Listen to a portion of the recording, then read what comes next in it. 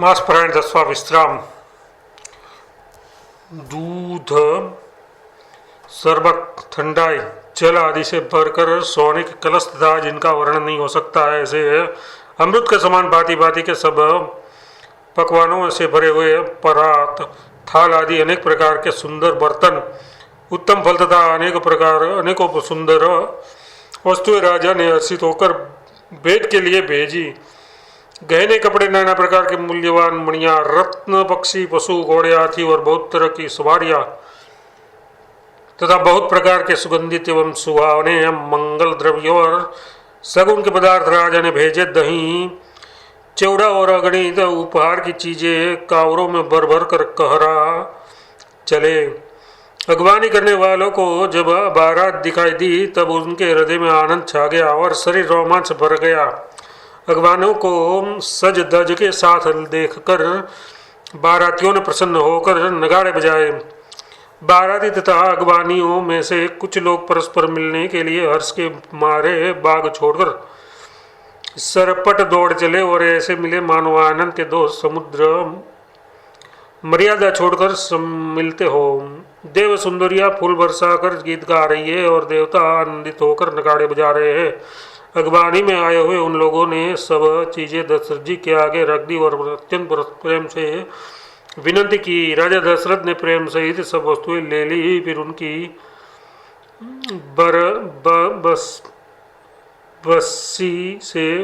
बख्शी से होने लगी और वे याचकों को दे दी गई।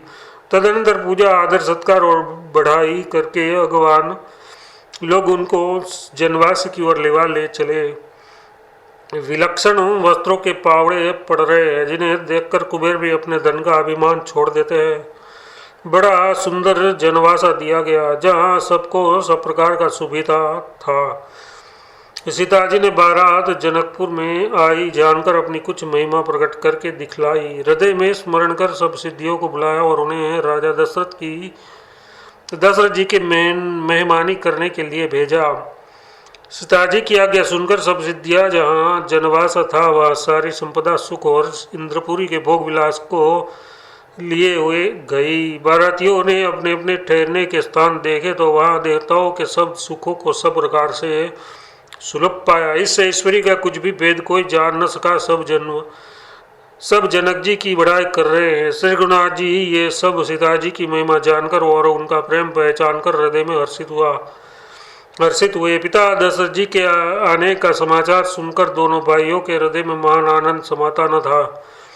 संकोचवश वे गुरु विश्वामित्र जी से कह नहीं सकते थे, परंतु मन में पिताजी के दर्शन की लालसा थी। विश्वामित्र जी ने उनकी बड़ी नम्रता देखी तो उनके हृदय में बहुत संतोष उत्पन्न हुआ। प्रसन्न होकर उन्होंने दोनों भाइयों को हृदय से लगा लिया।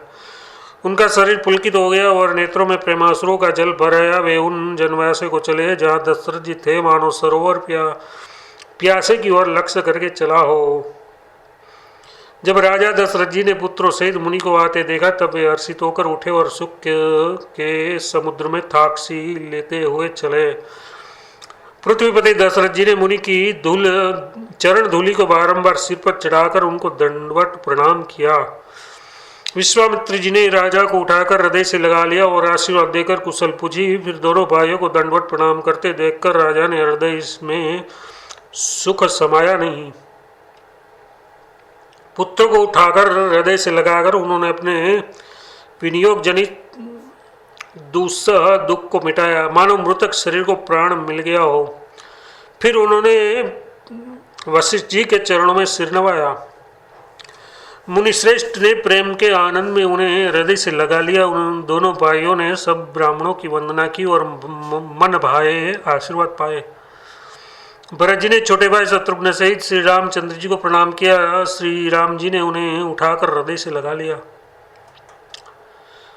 लक्ष्मण जी दोनों भाइयों को देखकर हर्षित हुए और प्रेम से परिपूर्ण हुए शरीर से उनसे मिले। तदनंतर परम कृपालु और विनयी श्री रामचंद्र जी अयोध्या वासियों, कुटुंबियों, जाति के लोगों, याचकों, मंत्रियों और मित्रों सभी से यथा योग्य मिले।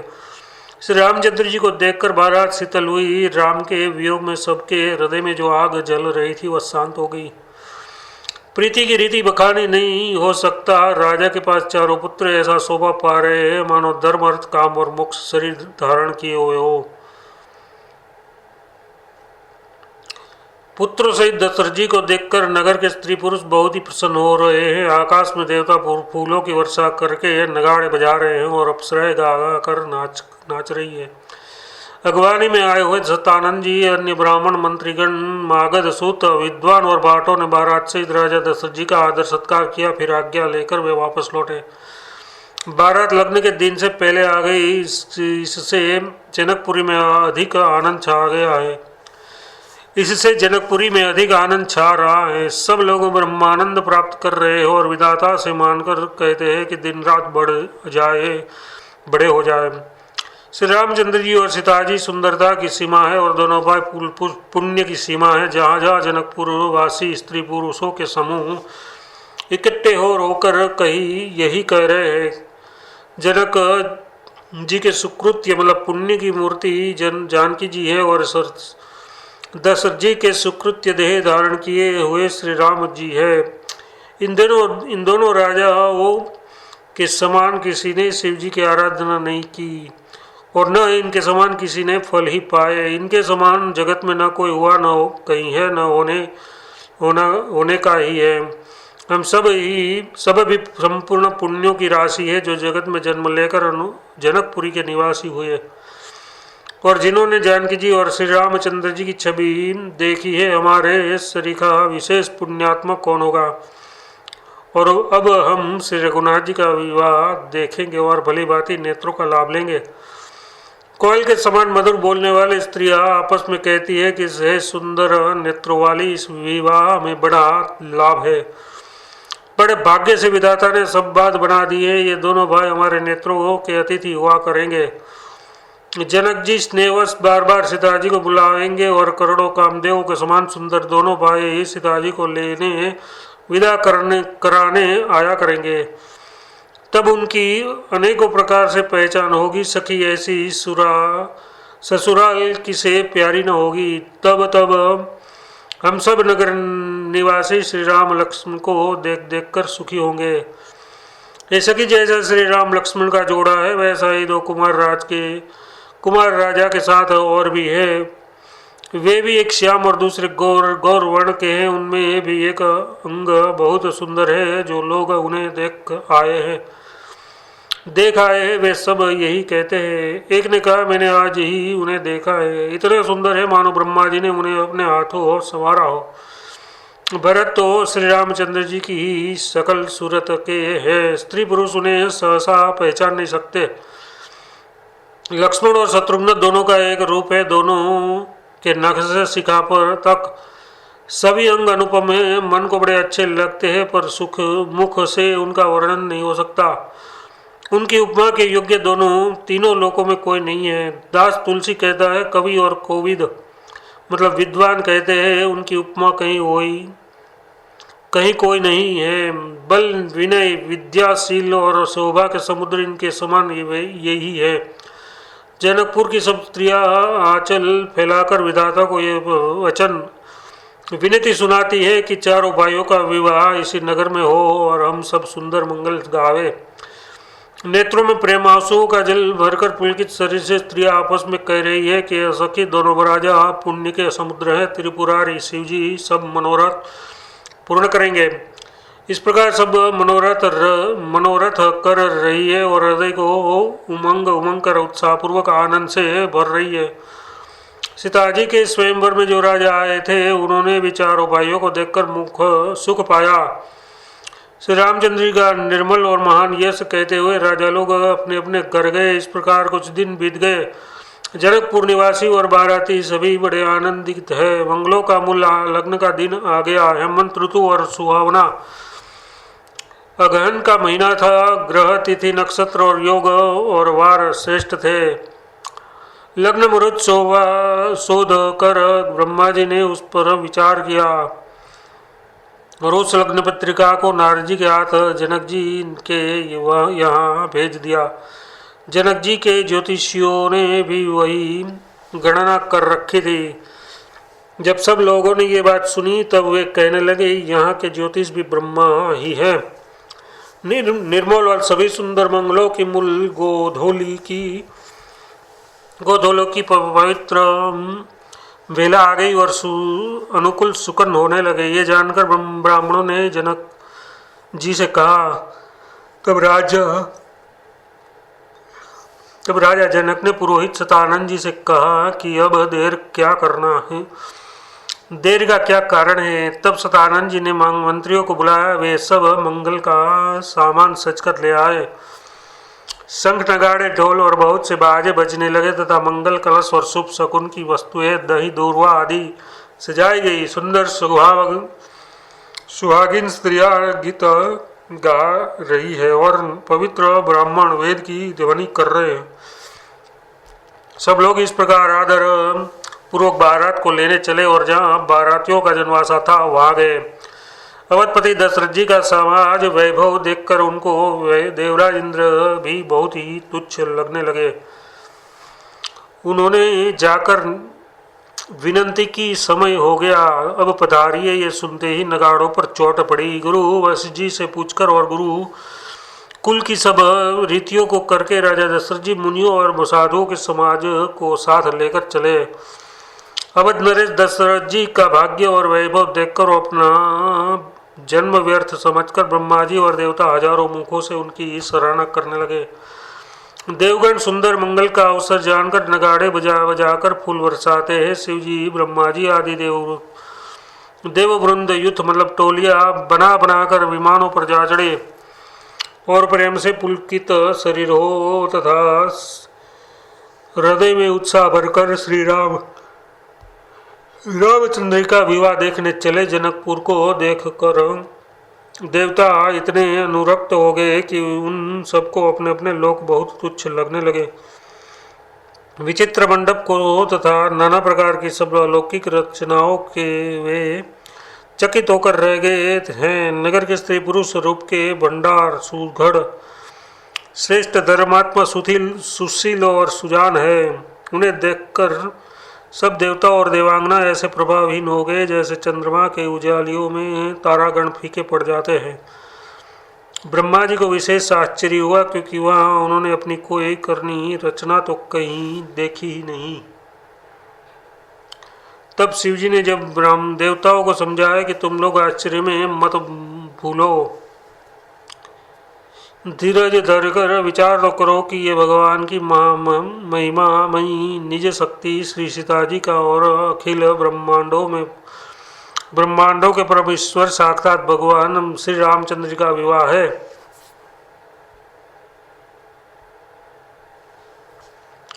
जिनका नाम लेते ही जगत में सारे अमंगलों की जड़ कट जाती है और चारों पदार्थ धर्म अर्थ काम और मोक्ष मुट्ठी में आ जाते हैं। ये वही जगत के माता पिता श्री रामचंद्र जी है। काम के शत्रु भी शिव जी ने यहाँ ऐसा कहा। इस पर शिव जी के देवताओं को समझाया और फिर अपने श्रेष्ठ बेल नंदीश्वर को आगे बढ़ाया। देवताओं ने देखा कि दशरथ जी मन में बड़े ही प्रसन्न और शरीर से पुलकित हुए चले जा रहे हैं। उनके साथ परम हर्षयुक्त साधु और ब्राह्मणों की मंडली ऐसी शोभा दे रही है मानो समस्त सुख शरीर धारण करके उनकी सेवा कर रहे हो। चारों सुंदर पुत्र साथ में ऐसे सुशोभित है मानो संपूर्ण मोक्ष सालोक्य सामीप्य सायुज्य शरीर धारण किए हुए हो। मरकत मणि और सुवर्ण के रंग की सुंदर जोड़ियों को देखकर देवताओं को कम प्रीति नहीं हुई, बहुत ही प्रीति हुई। फिर श्री रामचंद्र जी को देखकर वे हृदय में अत्यंत हर्षित हुए और राजा की सराहना करके उन्होंने फूल बरसाए। नक्शे शिखा तक श्री रामचंद्र जी के सुंदर रूप को बार बार देखते हुए पार्वती सहित शिव जी का शरीर पुलकित हो गया और उनके नेत्र प्रेमासु में जल से भर गए। राम जी का मोर के कंठ की सी क्रांति वाला हरिताभ श्याम शरीर है। बिजली का अत्यंत निरादर करने वाले प्रकाश में सुंदर पीत रंग के वस्त्र है। सब मंगल रूप और सब प्रकार से सुंदर भांति भांति के विवाह के आभूषण शरीर पर सजाए हुए हैं। उनका सुंदर मुख शरद पूर्णिमा के निर्मित शरद पूर्णिमा के निर्मल चंद्रमा के समान और मनोहर नेत्र नवीन कमल को ताड़ने ले जाने वाले हैं। सारी सुंदरता अलौकिक है, माया की बनी नहीं है, दिव्य सच्चिदानंदमयी है, वह कहीं नहीं जा सकती। मन ही मन बहुत प्रिय लगती है। साथ में मनोहर भाई सुशोभित है जो चंचल घोड़ों को नचाते हुए चले जा रहे हैं। राजकुमार श्रेष्ठ घोड़ों को उनकी चाल को देखता रहते हैं और चाल को दिखला रहे और वंश की प्रशंसा करने वाले मागढ़ बिरदावली सुना रहे हैं। जिस घोड़े पर श्री रामचंद्र जी विराजमान है उनकी तेज चाल देखकर गरुड़ भी लजा जाते हैं। उनका वर्णन नहीं हो सकता, वह सब प्रकार से सुंदर है, मानो कामदेव ने ही घोड़े का वेश धारण कर लिया हो। मानो श्री रामचंद्र जी के लिए कामदेव घोड़े का वेश बनकर अत्यंत सुशोभित हो रहा है। वह अपनी अवस्था, बल, रूप, गुण और चाल से समस्त लोगों को मोहित कर रहा है। सुंदर मोती, मणि और माणिक्य लगी हुई है, मुड़ाओ तीन ज्योति से जड़ाऊ जिन ज्योति से जगमगा रहे हैं। उनकी सुंदर घुंघरू लगी ललित लगाम को देखकर देवता, मनुष्य और मुनि सभी ठगे जाते हैं। प्रभु की इच्छा में अपने मन को लीन किए चलता हुआ ये घोड़ा बड़ी शोभा पा रहा है, मानो तारागण तथा बिजली से अलंकृत मेघ सुंदर मोर की नचा रहा हो। जिस श्रेष्ठ घोड़े पर श्री रामचंद्र जी सवार है उसका वर्णन सरस्वती भी कहीं नहीं कह सकती। शंकर जी श्री रामचंद्र जी के रूप में ऐसे अनुरक्त हुए कि उन्हें अपने 15 नेत्र इस तरह बहुत ही प्यारे लगने लगे। भगवान विष्णु ने जब प्रेम सहित श्री राम को देखा तब वे श्री रमणीयता की मूर्ति श्री लक्ष्मण जी के पति श्री लक्ष्मण जी सहित समीप हो गए। श्री रामचंद्र जी की शोभा देखकर ब्रह्मा जी बड़े प्रसन्न हुए, पर उन अपने 8 ही सिर जानकर पछताने लगे। देवता के सेनापति स्वामी कार्तिकी के हृदय में बड़ा उत्साह है, क्योंकि वे ब्रह्मा जी के जोठे यथार्थ 12 नेत्र से राम दर्शन का सुख लाभ उठा रहे हैं। सुजान इंद्र अपने हजार नेत्रों से श्री रामचंद्र जी के देख रहे हैं और गौतम जी के साप को अपने लिए परम हितकारक मान रहे हैं। सभी देवता देवराज इंद्र से ऐसा कर रहे हैं और कह रहे हैं कि आज इंद्र के समान भाग्यवान दूसरे कोई नहीं है। श्री रामचंद्र जी को देखकर देवगण प्रसन्न है और दूसरों राजा के समाज में विशेष हर्ष छा रहा है। दोनों ओर से राज संपत्ति में अत्यंत हर्ष है और बड़े को जोर से फज भर रहे हैं। देवता प्रसन्न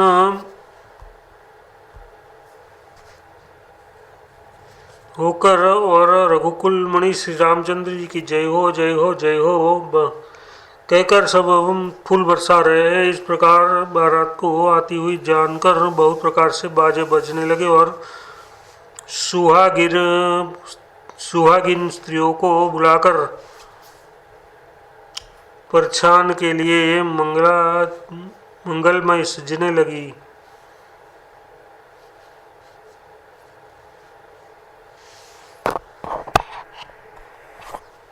अनेक प्रकार से आरती सजाकर और समस्त मंगल द्रव्यों को यथा योग्य सजाकर गजगामिनी हाथी की सी चाल वाली उत्तम स्त्रियां आनंद पूर्वक परछाने के लिए चली। सभी स्त्रियां चंद्रमुखी चंद्रमा के समान मुख वाली और सभी मृगलोचनी हिरण की सी आँखों वाली हैं और सभी अपने शीघ्र शरीर की शोभा से रति के गर्व को छुड़ाने वाली है। रंग बेरंगी भी सुंदर साड़ियाँ पहने हैं और शरीर पर सब आभूषण सजे हुए हैं।